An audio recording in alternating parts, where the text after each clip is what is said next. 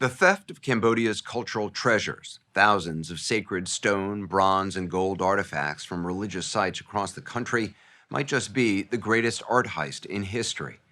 It began nearly a century ago when Cambodia was colonized by France, but in the 1970s, 80s, and 90s, amidst genocide, civil war, and political turmoil, the looting became a global business, much of it run by a British man named Douglas Latchford.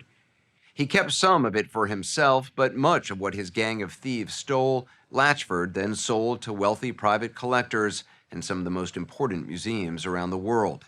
As we first reported in December, Cambodia's government has spent the last 10 years trying to track it all down and bring their history and heritage home. Angkor Wat, with its towering spires, is the glory of Cambodia. Nearly 1,000 years old, it's one of the biggest and most extraordinary religious temples in the world, sprawling across 400 acres. Originally built to honor the Hindu god Vishnu, it then became a Buddhist temple and remains a place of worship today. You can wander here for weeks, lost in a labyrinth of ancient stone corridors and sacred chambers. But the scars of plunder run deep. Looters have hacked off the heads of many statues. They've stolen bodies as well. Empty pedestals mark where gods and deities once stood. On some, only the feet remain. It's worse in the rest of Cambodia's 4,000 temples. Nearly all have been looted. This one is 100 miles northeast of Angkor Wat on a remote mountain called Sandak. This was hit very heavily by the looting gangs. They found gold, they found statues, they found many things. That's Brad Gordon, an American lawyer who's been working for the Cambodian government for 10 years, tracking down its stolen treasures. He brought us to Sandak with his team of investigators, archaeologists, and art scholars. This is so cool. In the temple's crumbling courtyard, little remains, mostly empty pedestals scattered among the stralau trees. It's remarkable to me just how much stuff is just scattered on the ground. Yes, it's like a pedestal graveyard. We've all seen in museums these statues with no feet on them, and I don't think people realize the feet were hacked off, because in order to steal them, that's the easiest way to get them off the pedestal. And we know when the looters came to sites like this, the first thing they took was the heads. That was the easiest to grab. And then later on, maybe they come back and get the torso, but they were not very careful, so they left behind pieces. For Cambodians, these statues are not just works of art, they are sacred deities that hold the souls of their ancestors to whom they ask for guidance and pray. This is incredible. These were all looted. Yes, looted. All of these heads The head was cut off, yes. Phorong Sakana, Cambodia's Minister of Culture, is in charge of the government's efforts to track down their stolen gods. We met her in a closely guarded warehouse not far from Angkor Wat, where more than 6,000 pieces from temples across the country are stored for safekeeping, each one sculpted by an artisan from an ancient Khmer empire that lasted for more than 5 centuries and spanned Cambodia, Laos, Thailand, and Vietnam. So the statues have a soul. The statues are they living? Of course, yes. And we believe that we can talk with them. They will hear. They will see. What do you want? What do you see? What do you do in your life, in your house, outside, in the society also? So They're watching. They're watching everywhere. Phorong Sakana's entire family was killed in the genocide that began in 1975 when the Khmer Rouge, a radical communist group, took over, forcing millions of Cambodians into labor camps. Some 2 million people, nearly a quarter of the population, were slaughtered or starved to death. The Khmer Rouge lost power in 1979, but fighting and instability continued for decades, leaving Cambodia's temples unprotected and vulnerable, easy targets for unscrupulous antiquities dealers like Douglas Latchford. Who was Douglas Latchford? I would say that he was, in many ways, the mastermind behind the greatest art heist in history. The greatest art heist in history. Yes, in terms of scope and multitude of crime sites and the enormous amount of statues that were taken out. Latchford lived in Thailand. An enigmatic British businessman, he began collecting in the 1960s. He had, it seems, two great loves: Cambodian antiquities and Thai bodybuilders, who sponsored Bangkok's biggest bodybuilding competition, the Latchford Classic. How would you describe him? He was extremely deceptive. I think in many ways was ruthless, but he hid that behind this incredible facade of charm. Latchford portrayed himself as a scholar and protector of Cambodia's culture, a reputation he burnished by donating sculptures to the Metropolitan Museum of Art in New York and other prestigious institutions. He also published 3 books filled with the finest examples of Cambodian antiquities. Many of them, it turns out, Latchford had stolen. He was using the books as sales catalogs. You know, he was handing them out, he was using them to sell pieces, and he understood a certain psychology of collectors out there that if they see something in a beautiful book, they think it's legitimate. You're doing the transcript right now, right? Those books have been an invaluable guide for Brad Gordon and his team, helping them compile a database of thousands of missing artifacts, many of which they didn't know existed until Latchford published photos of them. Gordon's team got their big break when they met this man in 2012. He was a former Khmer Rouge child soldier and leader of a gang of looters. His name was Day Duck. That first meeting, I didn't really know who we had met. You know, I knew that he was important.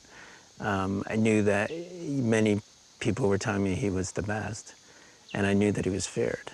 Why were people afraid of him? You know, over the years, he had killed many people. It turned out Day Duck had worked for decades supplying Douglas Latchford with thousands of treasures, and he was amazed to see them again in Latchford's books. He kept opening the book and going back to the front cover and going through and tapping and saying, I know this one, I know this one, I know this one. And when he says he knew this one, means he helped loot those ones? That's what we learned later, yeah. Day Duck became a key confidential source for Gordon's team. They gave him a code name, Lion, to protect his identity, and followed him to dozens of temples where he confessed what he'd found and how he'd stolen it. He would say to us, I'm going to transfer everything in my head to you. I'm going to tell you everything, every secret. You felt like his memory was very good. It was accurate. That was unbelievable. He remembered the size of everything, measured against his body. He would use his arm to show us how long a statue was. Why do you think he wanted to cooperate? You know, he felt tremendously guilty about many things he had done in his life, about the killing, about the looting. And we offered him a road of redemption, a way to do something really good at the end of his life. They recorded hundreds of hours of Lion's testimony. He explained how gangs of looters would spend weeks at remote temples using shovels, chisels, metal detectors, even dynamite to find and dig out treasures. Dozens of men would hoist heavy stone statues onto ox carts before transporting them across the border into Thailand and into the hands of Douglas Latchford.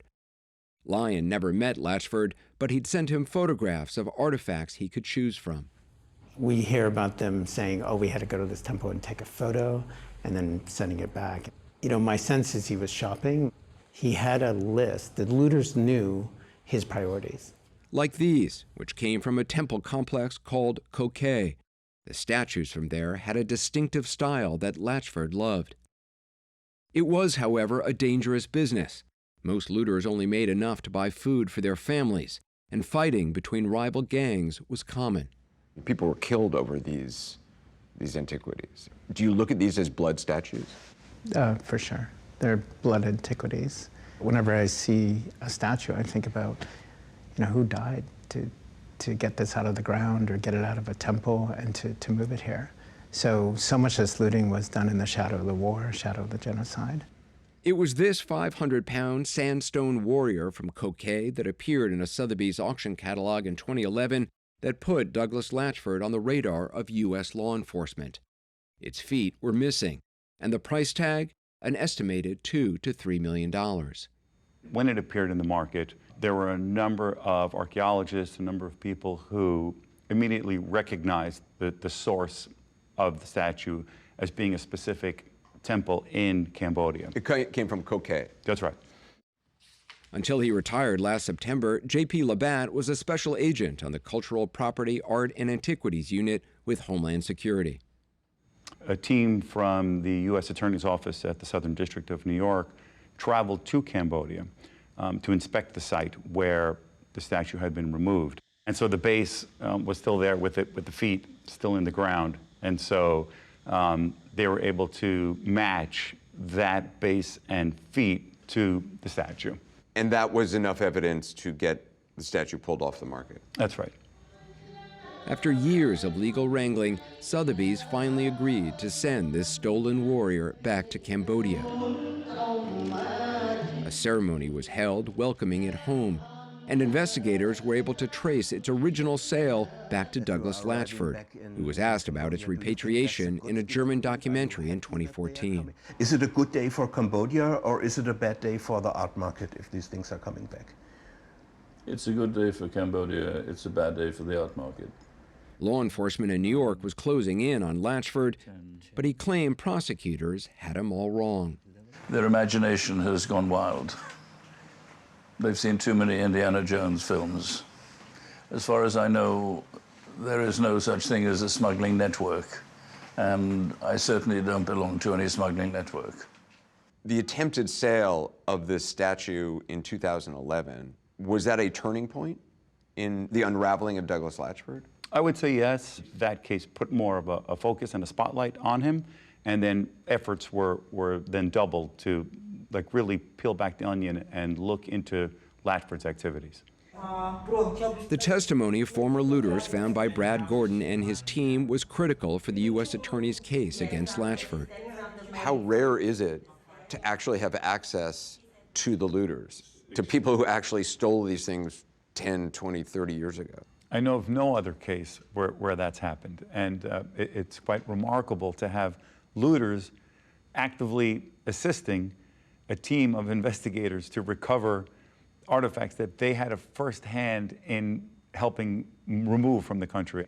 Douglas Latchford was finally indicted by U.S. authorities in 2019 for smuggling, conspiracy, wire fraud, and other charges, but he died before he could be put on trial.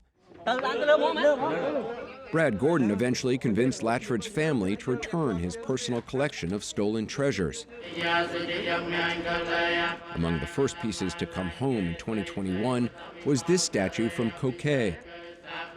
Lion, weakened by cancer, came to inspect it in Cambodia's National Museum to verify it was the same one he'd dug out of the ground. And then he turned to me and he said, "It's the real statue." You know, it was a remarkable thing to watch, and just his relationship, it was living to him. Do you think he was happy it was back? Thrilled. So happy. He knew that he had done something good. Lion died a few months later, but the secrets he revealed continue to bring statues back to Cambodia's National Museum, masterpieces that left the country long before these school children were born.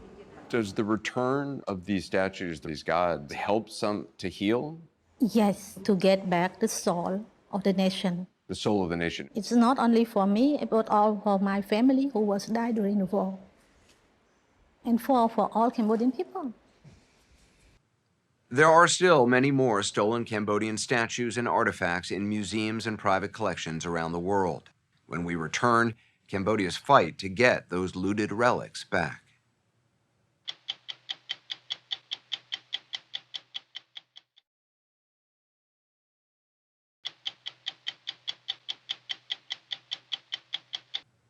It's taken a team of Cambodian investigators led by Brad Gordon, an American lawyer, more than 10 years to document the theft of thousands of ancient statues and relics by a British collector named Douglas Latchford. As we reported last December, they've managed to get some of what he stole back, but many of Cambodia's greatest treasures are still out there, hidden away in the mansions of millionaires and billionaires, and hiding in plain sight on display in some of the most prestigious museums around the world. The Metropolitan Museum of Art in New York has one of the most important collections of Cambodian antiquities in the world. But many of the finest pieces on display here in the Southeast Asian Art Wing are stolen, like this one and this one. This as well, all passed through the hands of Douglas Latchford. Latchford sold this one to the Met in the early 1990s. This one he donated. Do you think people visiting the Met know that these were looted? I think most people walk through the Met, they have no idea those are blood antiquities. They have no idea what the history is behind those pieces. They don't know the temples they came from. They don't know the people who were killed to get them here. The dirt has been brushed off. There's a little note that says where it came from. Should people believe what's on that little note? No, absolutely not. Last year, we went with Brad Gordon to see where in Cambodia the Met and other museums' collections really did come from. This is incredible. This 7-story pyramid is more than 1,000 years old and rises out of the jungle in Ko Kay in northeast Cambodia. It's one of dozens of temples in what was once the capital of an ancient Khmer empire. Looters have been all over this site for decades. Correct. Douglas Latchford loved the statuary. In love with the beauty, in love with the artistic. The statues from here have a distinctive style that he particularly loved. Correct. And perhaps the most famous statues in that distinctive style that Latchford stole from Ko Kay were 9 stone warriors, once arranged together in a battle scene. Today, 7 have been returned to the National Museum in Phnom Penh, including this 500-pound sandstone sculpture. It's the one Sotheby's tried to sell in 2011. They're back on their original pedestals, their ankles reunited with their feet hacked off by looters. This was at Sotheby's, this is at Christie's, Norton Simon Museum. Yeah. Hab Touche is the Secretary of State in Cambodia's Ministry of Culture. He's working with Brad Gordon to bring back the 2 Ko Kay statues whose empty pedestals sit in the museum. So do you know what are supposed to be on? We know. You know what are supposed to be here, and you know what's supposed to be here. Among 9 sculptures, we have 7 already. Only 2 missing. One of those missing sculptures was discovered in the glossy pages of Architectural Digest in 2008. This mythical army commander and a stunning number of other stolen works were all together in the Palm Beach mansion of the late billionaire George Lindemann and his wife Freda. The ancient treasures of Cambodia were sitting in the living room of an incredibly wealthy family in America in Florida on display while people were having cocktails. And the one thing that I'm always struck by is how many people witnessed it and have been silent and continue to be silent today. The Lindemann spent an estimated $20 million building the collection with the help of Douglas Latchford. Freda Lindemann didn't respond to our request for an interview, but in Ko Kay, we showed her home to 2 former looters. what do you think of this house? It's a beautiful house, he said. It looks like it belongs to a king. The former looters pointed out another statue in the Lindemann's living room they said they helped steal. This reclining figure of the Hindu god Vishnu. They said it was dug out of the ground from this exact spot in late 1995. You're 100% sure this was taken from here by you and others in 1995? Yeah, I'm sure. They also identified a number of other statues they say they stole that appear in books published by Douglas Latchford. They say they found this copper statue using a metal detector. This is Bodhisattva Thieves? Yes. They dug it out of the ground here in 1990. J.P. Labatt, former special agent with Homeland Security, found photos of the statue covered in dirt on Douglas Latchford's computer. Latchford sold it to the Met in 1992. And here it is, still on display. You were able to get access to some of Latchford's emails? Yes. And in there, there are detailed stories about the manner in which he obtained pieces, the fact that he was having them reassembled and repaired, that dirt and crustaceans were being cleaned off of them. They were freshly dug out of the ground? Fresh. These were fresh pieces that he would describe in his emails that needed a level of restoration before he could even attempt to sell them. Douglas Latchford was indicted in 2019, but died before he could be put on trial. Federal prosecutors in New York, however, continue tracing his looted artifacts. They believe at least 18 of them have landed up at the Met. I am very involved in our work on provenance. Andrea Bayer is Deputy Director for Collections and Administration at the Met. The Met has said that they will return objects based upon rigorous evidentiary review. What rigorous evidentiary review was done before acquiring these pieces? Not enough. It seems like the Met had a don't ask, don't tell policy. They wanted to build up their collection, and nobody was really asking questions where it came from. For people, many people in the art world, there was a sense of protecting great objects that stood a chance of being destroyed. We no longer feel about it that way. Under pressure 10 years ago, the Met did return 2 statues called kneeling attendants, which had been donated to them by Douglas Latchford. In 2013, when you returned the kneeling attendants, did you investigate the other items that Douglas Latchford had brought to this museum? I don't know the answer to that question. I can only pick up the story several years later when Douglas Latchford was indicted in 2019, when we immediately and proactively went to the U.S. Attorney's Office and offered our full cooperation. Well, I can pick up the story actually in 2013 because a spokesman for the Met said that no special effort was going to be made to check the provenances of any other Douglas Latchford donated work. Why wouldn't the Met want to look into everything else that Douglas Latchford had brought to this museum? I can't speculate about why that didn't happen. But no one investigated all the other items that Douglas Latchford gave? Not to my knowledge. The Met is not the only major museum with looted Cambodian artifacts, but its collection is one of the largest in the world. Last year, the museum announced it would create a research team to examine the provenance or acquisition history of all its collections. It's taken 10 years since Douglas Latchford was shown to have given stolen property to the Met. For the Met to set up this provenance team, why has it taken 10 years?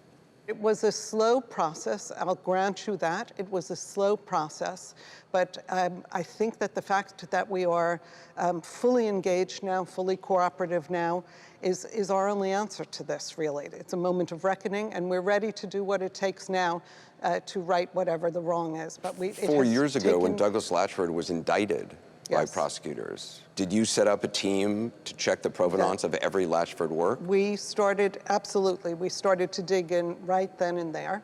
It's not easy. I mean, the fact that we don't have much information has to do with the fact that it's very hard to find the information. There's enough information for federal prosecutors to charge Douglas Latchford with stealing and looting and trafficking and smuggled items. How much more evidence do you need? You haven't returned any Douglas Latchford related items since he's been indicted, and that was 4 years ago. But we are on the verge of returning a number of them. All of them? That I can't say. That interview took place in September. 2 days before we went to air, prosecutors announced the Met would return 13 antiquities that came through Douglas Latchford. But the Met is not returning this statue, which was specifically cited in the indictment of Latchford, or this one, which Latchford sold to the Met in 1992. Cambodia's culture minister called the Met's announcement a first step and says she looks forward to the return of many more of our treasures. Shouldn't museums have thought twice about buying things that were coming out of Cambodia during the genocide and civil war and decades of strife? And this question that you raise is really the crux of what we're wrestling with. You acquired pieces from a known smuggler who used a team of looters that the government has interviewed and taken statements from. They have emails which refute the information in your own provenance at the museum. You have items in the museum which were named in the indictment of Latchford that are still there. And so these pieces should go back. There's no question. It's the right thing to do. This past September, the Lindemann family, whose collection was showcased in Architectural Digest, struck a deal with federal authorities, voluntarily agreeing to return 33 stolen treasures. In a statement to the New York Times, the Lindemann said, "Having purchased these items from dealers that we assumed were reputable, we were saddened to learn how they made their way to the market in the United States." Why did the Lindemans agree to return their collection to Cambodia? The pieces were dirty. I think they finally came around to the fact that Latchford was dirty, their collection was all looted pieces. It was obvious, and so they decided to surrender them. We got a peek at what was the Lindemann collection shortly after the deal was done. It was sitting in a warehouse in upstate New York. a nation's living gods and ancestors waiting for a ride home. This is like a whole wing of a museum. A wing of a museum that only the Lindemans and their friends had access to. If the Lindemans hadn't published these in Architectural Digest back in 2008, I think there's a good chance we maybe never would have found it. We always say the gods want to come home. We feel like the gods have spoken today. They want to come home. As one of the biggest crates was being opened, waiting eagerly was Moi Kung Tang and Tita Long, two members of Brad Gordon's investigative team. This would be their first look at the mythical army commander taken from Ko Kay. They were likely the first Cambodians to set eyes on it since Douglas Latchford stole it more than 50 years ago. He's here! there's a look in his eyes and on his face. It's much bigger than I expected it to be. Its presence is extraordinary. I did not expect to feel this way. Even the commander seemed to be smiling. Then it was time to see the rarest piece in the Lindemans' collection. The Cambodian team knelt in reverence as the Hindu god Vishnu was uncrated. Despite all the fuss, he appeared unperturbed, reclining in a cosmic slumber. When this statue arrives in Cambodia, it will be welcomed as one of the most important ever returned. 2 Cambodian artifacts donated by the Lindemann family to the Met are still on display. This month, the Cambodian government submitted a list of 49 antiquities held by the Met they claim are stolen and want back.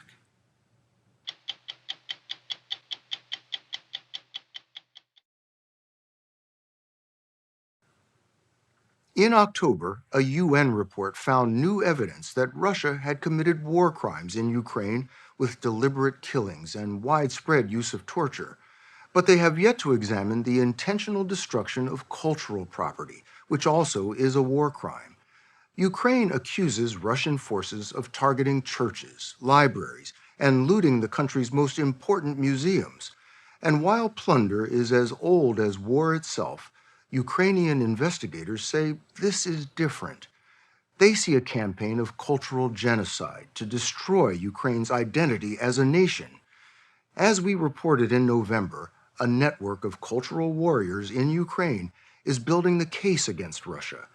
It's a heritage war, one told us, and we joined them on the front lines.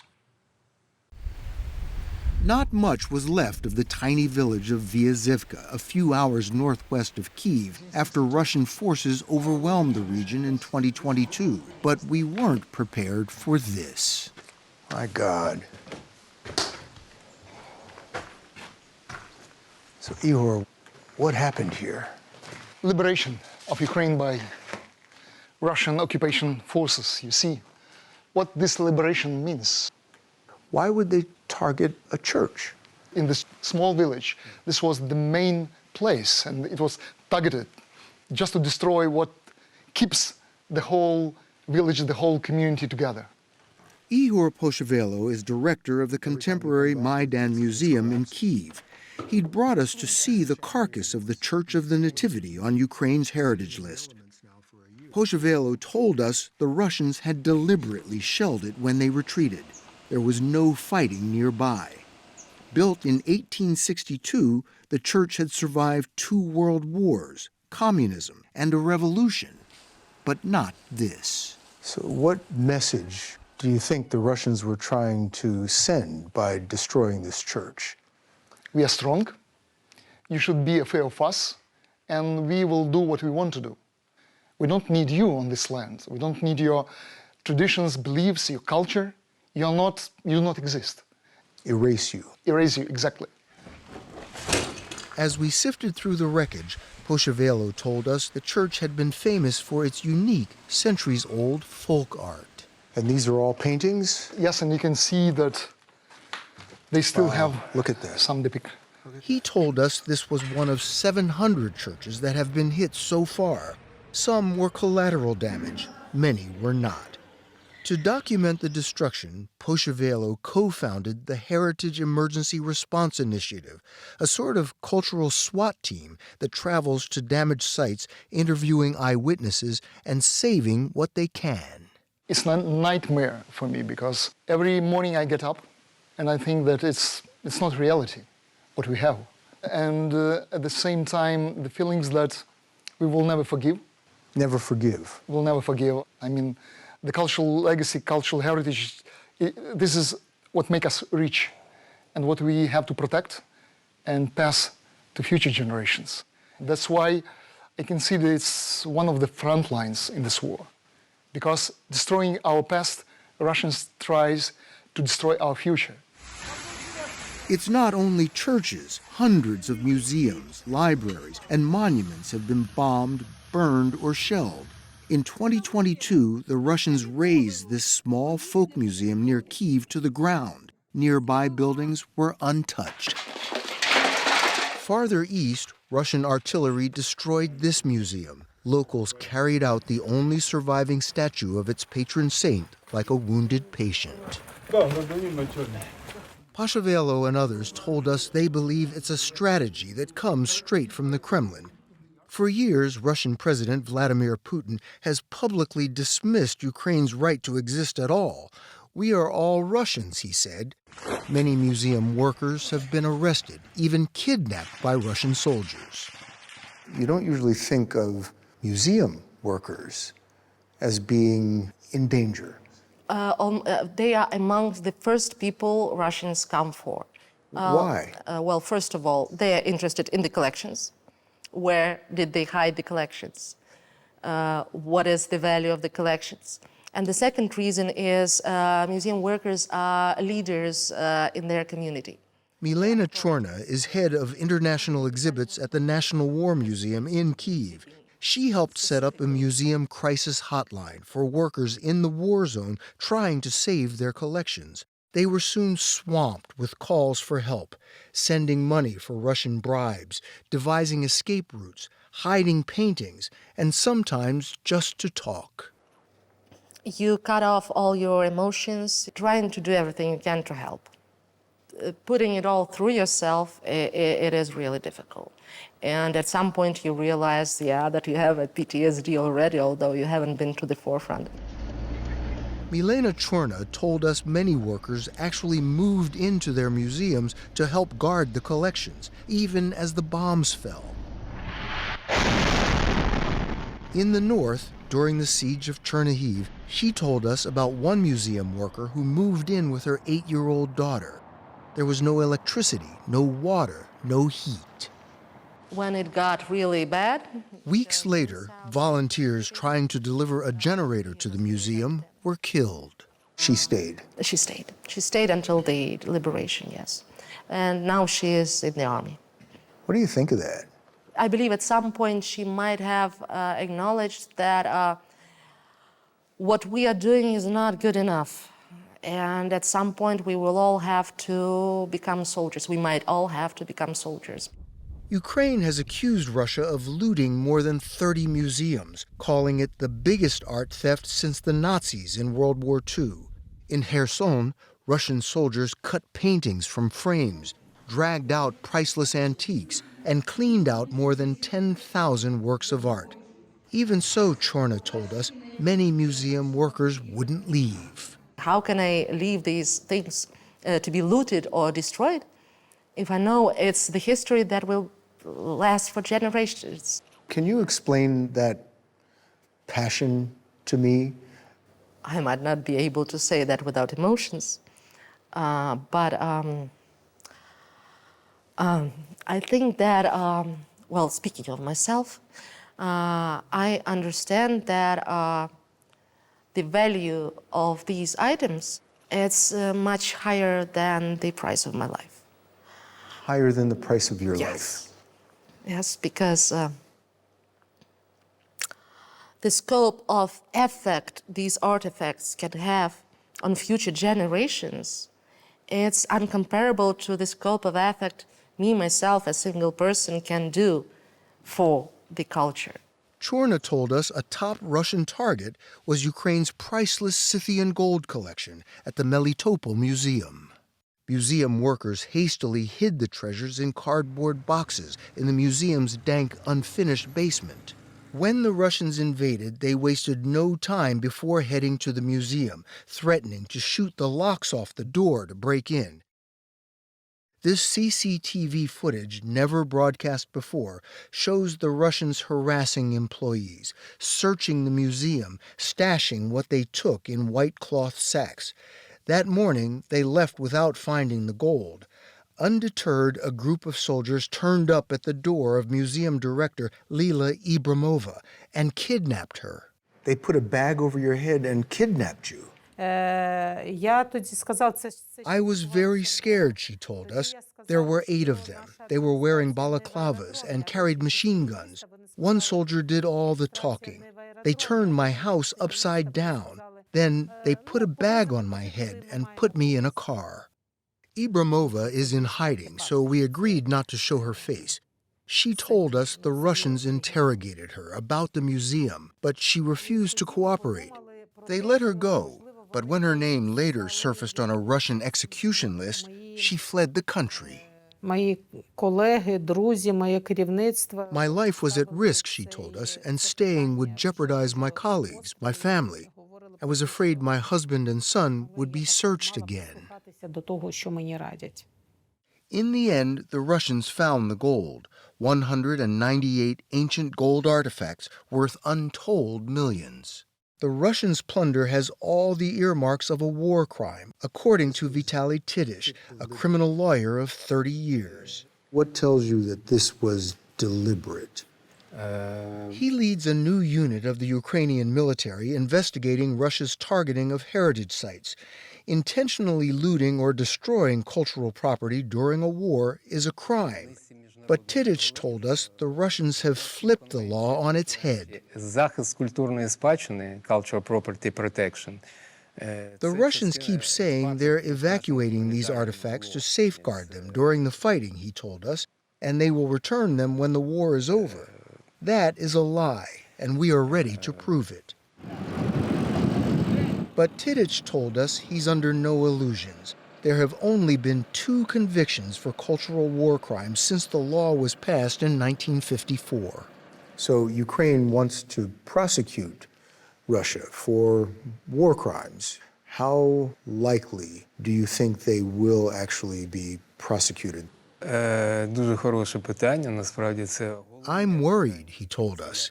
The international treaties to prevent war crimes have not proven effective, nor, he said, has the International Criminal Court, but that's all we've got. Okay, let's go in. In the village of Lukashivka, outside Chernihiv, museum director Ihor Poshavelo showed us what was left after the Russians set up a base camp inside this church, a protected architectural monument. This is really something. In the battle to force the Russians out, a massive fire demolished the church's historic frescoes. Here's also, you can see the plaster from the wall. And you behind it. Still have the cross here. Yeah. So the church itself had so many layers of history and culture. But everything is lost now. In the nave, look at this. This was all that was left. Poshavelo told us this war is about more than land. This is the war against our historical memory, against our being Ukrainian. You said before, against your soul. Exactly, against our soul, against everything which makes us Ukrainians and differs from Russia.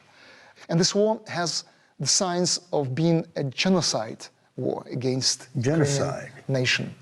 You consider this genocide? Yes. Because it's an attempt to totally destroy Ukraine and Ukrainian nation. But it will never work, Poshavelo told us.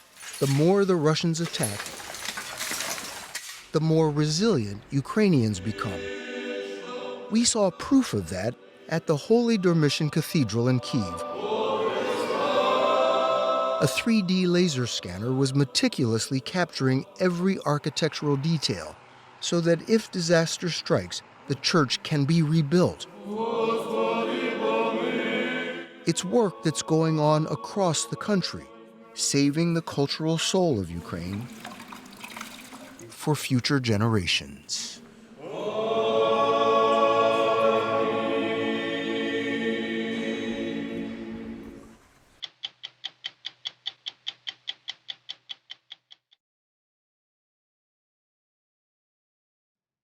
2 years ago, German authorities conducting a routine tax investigation stumbled on the largest trove of missing art since the end of World War II. The massive collection, barely a fraction of the hundreds of thousands of artworks still missing, was discovered in a Munich apartment owned by Cornelius Gurlitt, the reclusive 81-year-old son of one of Hitler's favorite art dealers. Most of it was art plundered from museums and from Jewish collections. For Germans, it was an unwelcome reminder of a bitter history.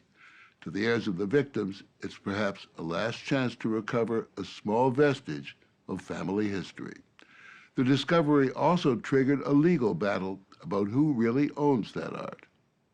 Did you have any idea that he had so many paintings in that apartment?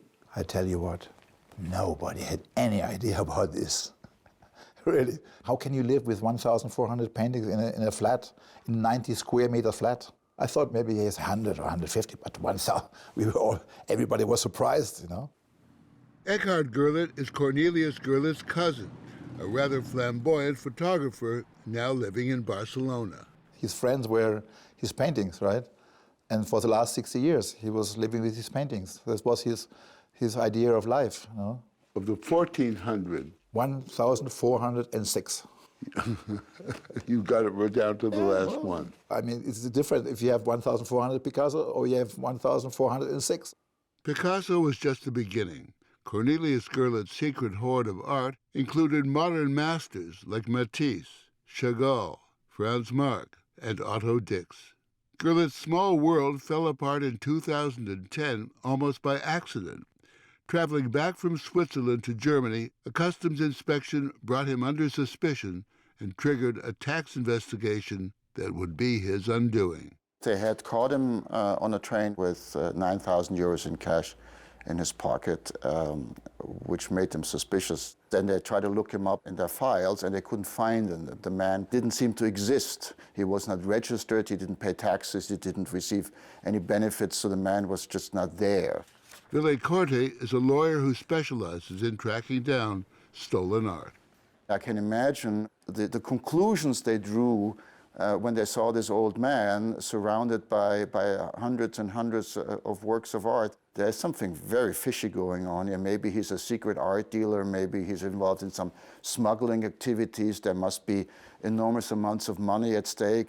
It was on February 28, 2012, that agents from the German customs police raided a fifth-floor apartment in this nondescript building in Munich.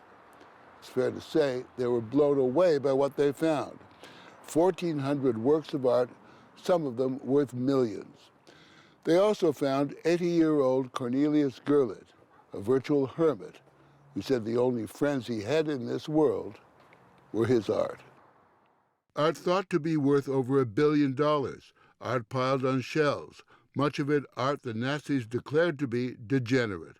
It was art taken from the walls of museums and from Jewish-owned galleries and collectors. All of it acquired by Hildebrand Gurlitt, Cornelius's father. He was a leading art dealer chosen by Hitler to sell the art to customers abroad for hard currency.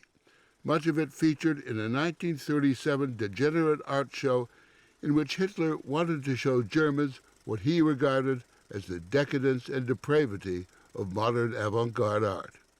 Art historian Vanessa Vogt, a specialist in art of that era, was called in by police during the raid. I saw there Cornelius Gurlitt. He is a man who is ill. He was afraid and he didn't speak. Cornelius sat stunned as agents went through his apartment. Did he say anything to you or to the agents from the government? No, he was really shocked of this situation. I think in this apartment there were no people for many, many years. I think there were perhaps an art dealer, but no one else. Did he seem to be sane? Yeah, he was. His cousin says after Cornelius's father died, he never allowed anyone into the apartment or his crumbling house in Salzburg, Austria, where he kept a collection of 238 works of art of immense value, like this painting by Monet. He gave him the whole collection of these paintings as inheritance, right?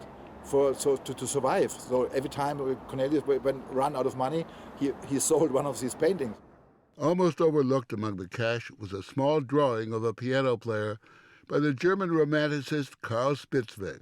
It's one of the... It is a drawing Martha Henriksen has spent the better part of her life trying to track down. The Nazis had confiscated it from her grandfather, Henry Henriksen, along with his entire art collection.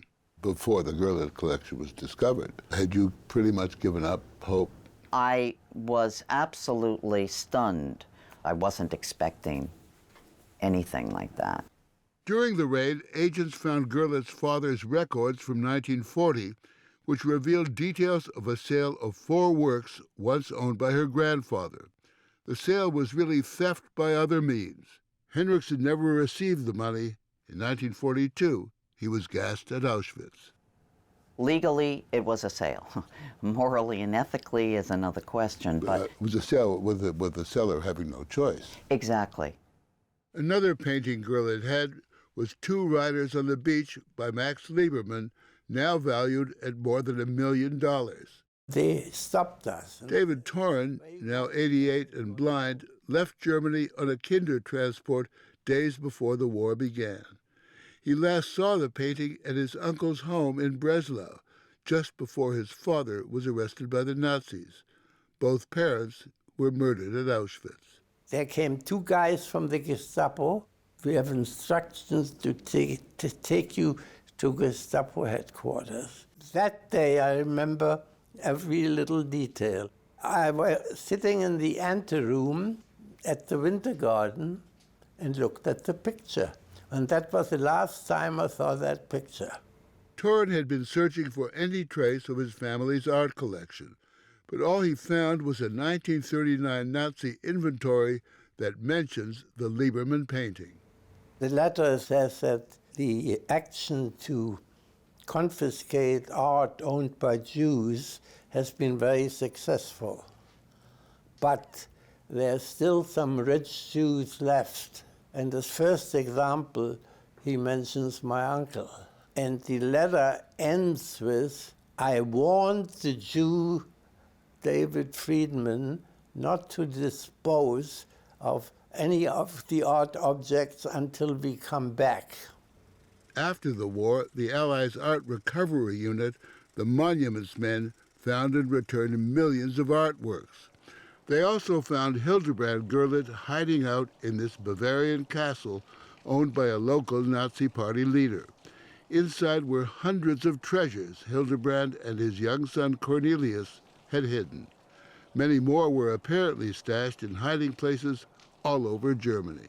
The Monuments Men took some of his paintings, but they let him keep most of his collection, did they not? That's an unresolved mystery, I think, up to this day. He was able to produce one story after another about how he had acquired these before the war, and for reasons that I have a hard time understanding, is he got away with it.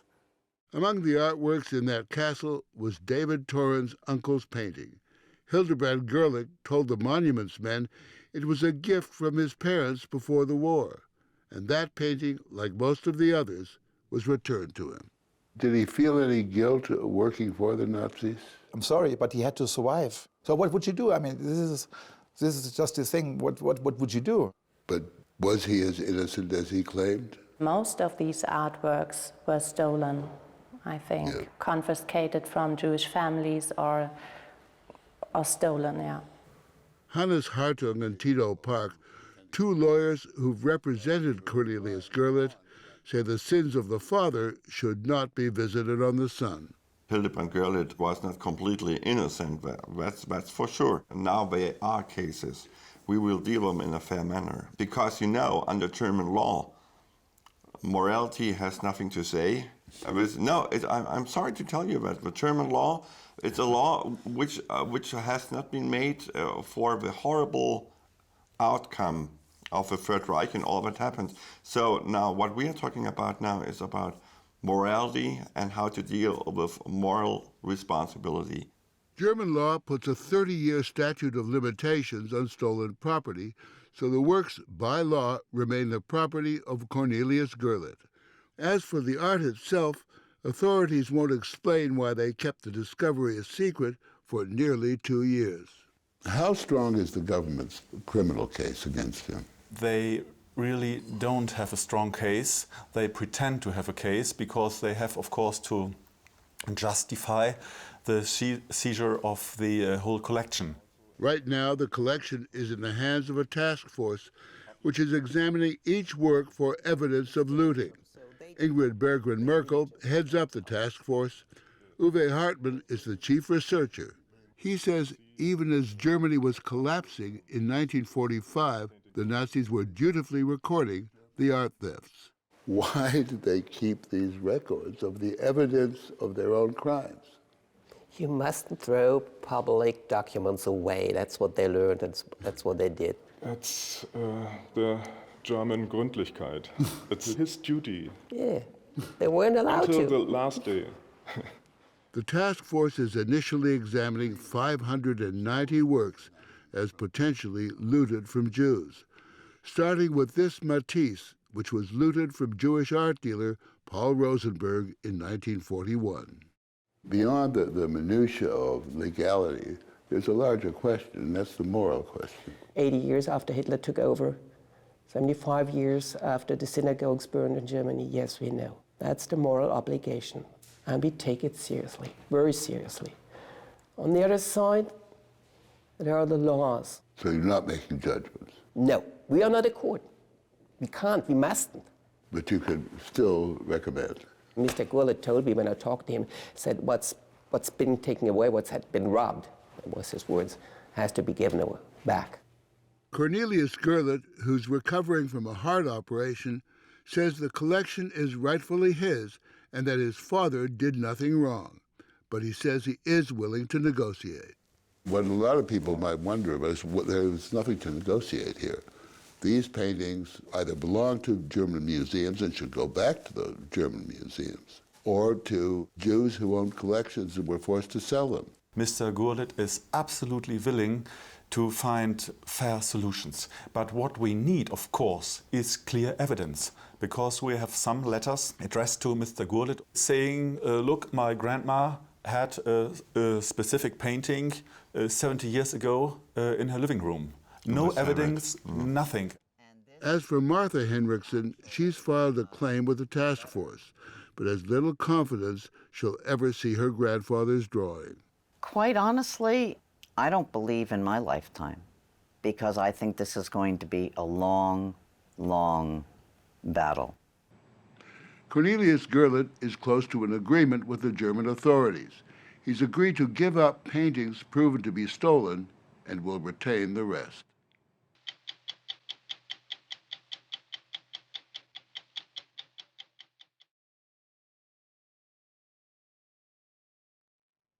The largest, most successful gang of diamond thieves in the world is credited with over 370 heists worth $500 million. And it's getting bigger and more daring every year. The gang is composed of networks of teams who work together, in Europe mostly, but they've done jobs in 35 countries as far afield as Tokyo and Dubai. They are ex-Yugoslavs. Many fought in the Serbian Special Forces during the Bosnian Wars. They are called the Pink Panthers, and that's not a joke. They got their name from those famous Peter Sellers movies of the 70s and 80s. But as you can well imagine, there are scores of jewelers and cops in many countries who do not find them funny at all. Their exploits have become the stuff of legend, but what they did in Dubai a few years ago shocked even the police officers who'd been after them for years. Security camera footage captured the scene at the upscale Wafi Mall. They drove right into the mall in two Audis, crashed the cars into the doors of the Graf jewelry store. Then men in commando gear jumped out, ran into the shop, seemed perfectly relaxed as they broke into glass cases and bagged diamonds worth $3.5 million. Then they got back in their cars and just drove away. How did you react when you heard about the Dubai heist? I mean, it was pretty brazen, wasn't it? I had to see the video of it to believe that they actually drove 2 cars through the mall and then to do all of that in less than 45 seconds. Yeah, it was hard to believe, but it happened. That's the world's chief cop who found it hard to believe.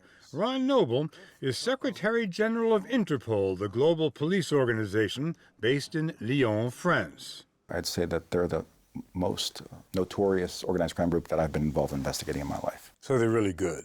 The problem is that they've become legendary because they are so good in their planning and their execution of robberies. Legendary in part because of their name. I'm sorry, darling. Remember the scene from that hilarious Peter Sellers comedy where the thief hides the diamond in a jar of cold cream? Well, these professional thieves did exactly the same thing after they hit a high-end jewelry store in London in 2003, making off with $40 million in diamonds. That's how they became known as the Pink Panthers. Incidentally, it was the largest jewel heist in British history. Then, Tokyo. Men wearing wigs entered luxury shops, immobilized clerks with pepper spray, and made off with diamonds, a tiara, and the Comtesse de Vendôme necklace worth $30 million. Copenhagen, 2007. A jewelry store inside a hotel. In front of stunned guests, 3 men raced through the lobby and into the store. They smashed glass cases and made off with more than $1 million worth of stones. In the last 20 years, they've been responsible for $500 million in robberies. In all that time, there's been 1 fatality. What makes the Panthers so successful, Noble says, is how they do weeks of surveillance and preparation before an attack. These undercover shots show a team taking the measure of a target before a hit. The MO of the Pink Panthers is very clear. They tend to use a woman to case the jewelry stores first. An attractive woman. Attractive woman, woman wearing expensive clothing, woman wearing expensive jewelry. A well-heeled man enters next, blocks the door open with his foot, and clears the path for the smash-and-grab men. 4 people altogether. Precise timing and well-planned getaways are their trademark. From the time they enter the door until they break all the glass in the cases, take the jewelry and are out in less than 30 seconds, and then they have a getaway plan. Within a matter of hours, they're in another country. That's their classic MO, if you will. If the Mafia grew out of Sicily, the Pink Panthers were a product of Montenegro and Serbia, the now independent republics in what was once Yugoslavia. They were allies in the brutal Bosnian wars against the Muslims. When UN sanctions halted the flow of products into the country, groups of soldiers became professional smugglers. Did many of them have paramilitary training? The Corps were fighters during the war. Paramilitary training, very organized, very disciplined, and ruthless. And those are the ones who started it back in 94, 95, 96. So they learned their trade in the war. Yes, they grown up with aggression. They know if you want to have success in your life, you have to use force. And for them, it's common. Andrea Schultz is a risk prevention consultant in Germany who's been investigating the gang for 10 years. So the distinctive thing about Pink Panthers from robbers in other countries is that since they're so experienced in war, they are not afraid. They're not afraid, absolutely. To date, Interpol has identified 800 core Pink Panthers using photos, fingerprints, and DNA. They are notorious for using fake passports, which makes them very hard to catch. Noble says, unlike the Mafia, they have no chain of command.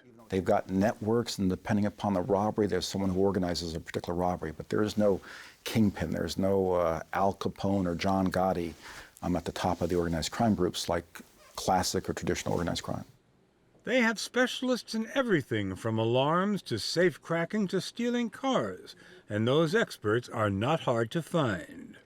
Do they have connections in every country? In Europe, in quite every country, you have the Balkan community. So they have the possibility to have connection. In Switzerland, we know that, and it's the same in France, in Germany, in Sweden, in Denmark. Swiss detective Jan Glassy says Geneva is one of their favorite cities because it's so rich. It's where billionaires come to shop and play. So they went into this store? They went inside this store. And if they only get 15 watches, they've made like $1 million in 50 seconds. Yeah, right? exactly. This team, wearing wigs and sunglasses, robbed a luxury store on the Rue de Rhône, the street in Geneva. They grabbed $4 million worth of diamonds and made their getaway in motorcycles down a street which was too narrow for police cars. So it's almost a sport between you and them, isn't it? It is. It is always a little bit like that. That means they are always a step before us because they are changing the modus operandi. And yes, it's a little bit a cat and mouse game. They're professionals. They are really, really professional. There's no way for you to get there in time. No. For the cops, it's very difficult. Normally, we can say between 3 and 5 minutes. And by that time, they're in France. At that time, they are on the way to France. A James Bond blockbuster could be made out of what they did in Saint-Tropez. The roads get clogged in summer, so after posing as tourists and scoring more than $3 million worth of jewelry, the Panthers made their getaway by sea. And when you hear that they got out of Saint-Tropez in speedboats, are you thinking, that's pretty good? All the cops were thinking that. That's pretty good, but now we have a lot of job to do. We drove to the seaside town of Olsztyn, Montenegro to meet a semi-retired Pink Panther who's been associated with that job. He calls himself Philip.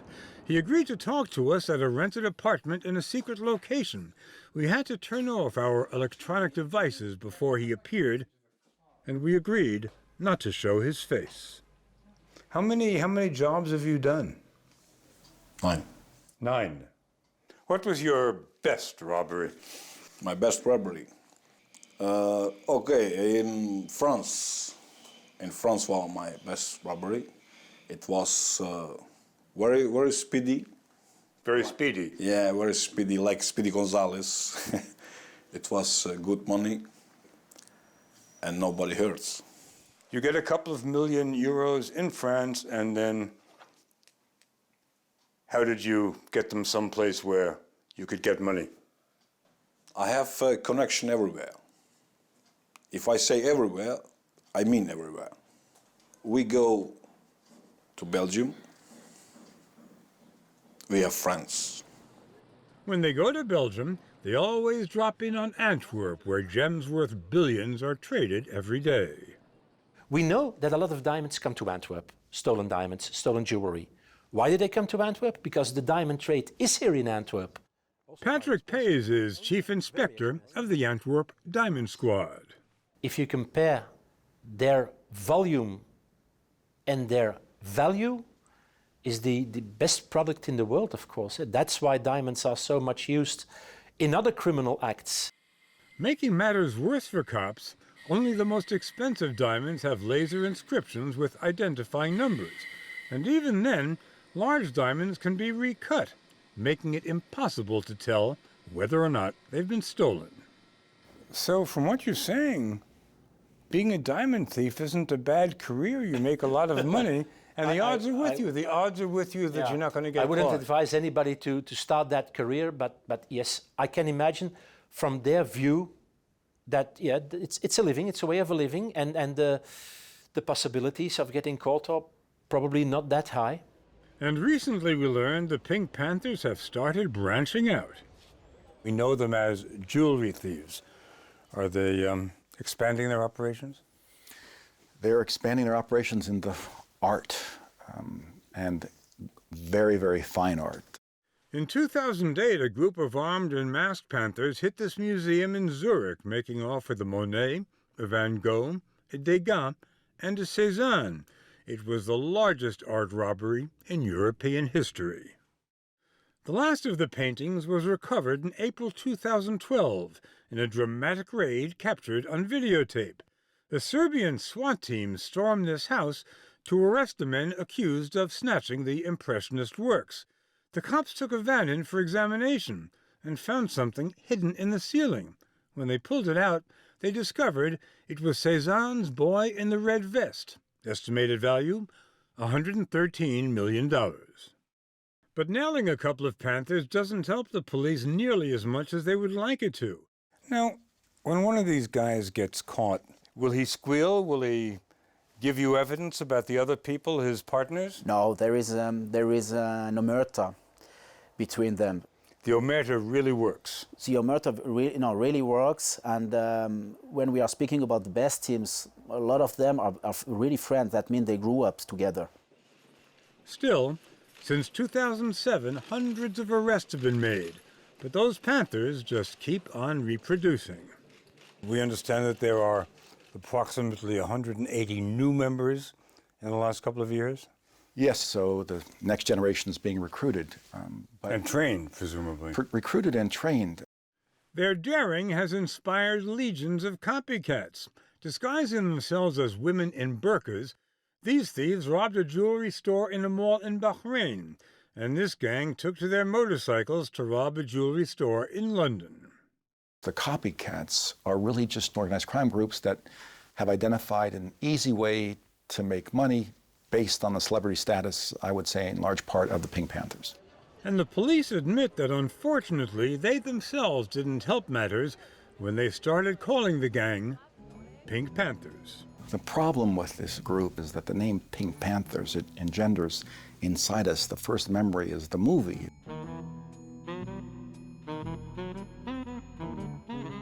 We smile at the name of Pink Panthers. And here's why. Does your dog bite? Oh.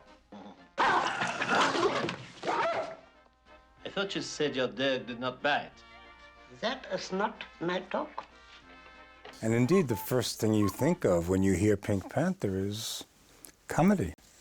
That's why we try to highlight whenever we can the way in which they perpetrate these robberies. These are not nice guys, and they're not nice guys who are stealing from the rich to give to the poor. These are just cold-blooded and ruthless and notorious thieves.